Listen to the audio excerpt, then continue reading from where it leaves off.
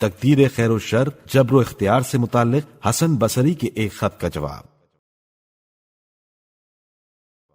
ایک مرتبہ حسن بصری نے امام حسن علیہ السلام کو ایک خط لکھا جس میں تحریر تھا کہ اما بعد، آپ بنو ہاشم کے لوگ ایسی کشتی ہیں جو خوفناک موجوں میں بھی رواں دواں ہیں، اور آپ لوگ روشن اور مشہور علم ہیں،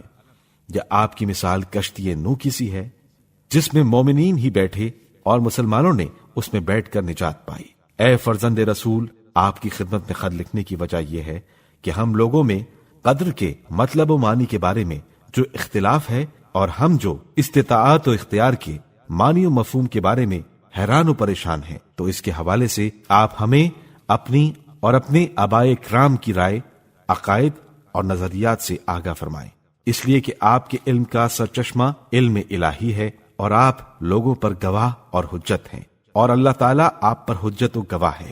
آپ حضرات وہ ذریت و اولاد رسول ہیں جو ایک دوسرے سے ہیں، اور اللہ اچھی طرح سننے اور خوب جاننے والا ہے۔ اس کے خط کے جواب میں امام حسن علیہ السلام نے جوابی خط اس طرح تحریر فرمایا کہ بسم اللہ الرحمن الرحیم، مجھے تمہارا خط ملا، اگر تم اپنی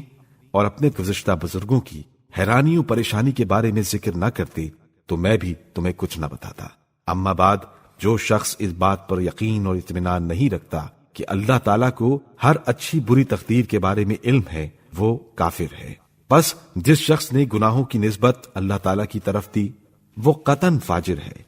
یقیناً اللہ تعالیٰ کسی بھی شخص سے بجبر و اکراہ اپنی اطاعت نہیں کرواتا، اور کسی شخص کے نافرمانی کرنے کی وجہ سے خود مغلوب اور مجبور نہیں ہوتا۔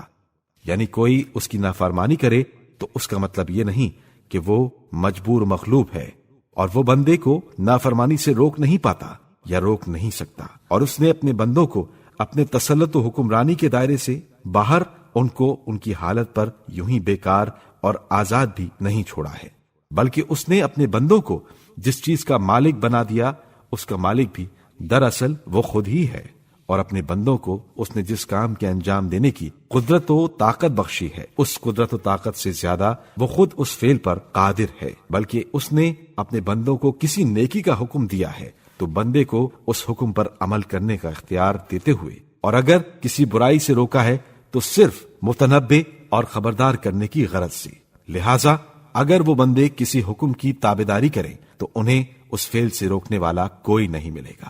اور وہ کسی نافرمانی کی طرف رخ کرنا چاہیں تو اگر اللہ چاہے تو ان پر یہ احسان کر دے کہ وہ ان کے اور ان کی نافرمانی و معصیت کے درمیان حائل ہو جائے، اور ان کے اور نافرمانی کے درمیان کوئی معنی پیدا کر دے، تو اللہ ایسا کر سکتا ہے، اور اگر وہ نہ چاہے تو وہ ایسا نہیں ہے کہ انہیں معصیت و نافرمانی پر مجبور کر دے،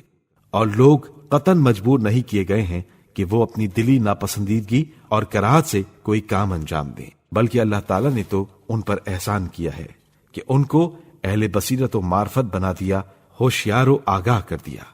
اور انہیں امر اور نہیں فرما دی ہے، اور اس نے بندوں کو جو حکم دیا ہے تو ان کی جبلت و سرشت میں شامل نہیں کیا، ورنہ وہ فرشتوں کی مانند ہو جاتے، اور اللہ تعالیٰ نے اپنے بندوں کو کسی فعل یا کام سے روکا ہے تو جبرن نہیں روکا، اور اللہ تعالیٰ کی حجت رسا ہے، بس اگر وہ چاہتا تو سب کو ہدایت کر دیتا، اور جو شخص ہدایت پر چلے اس پر سلام ہے۔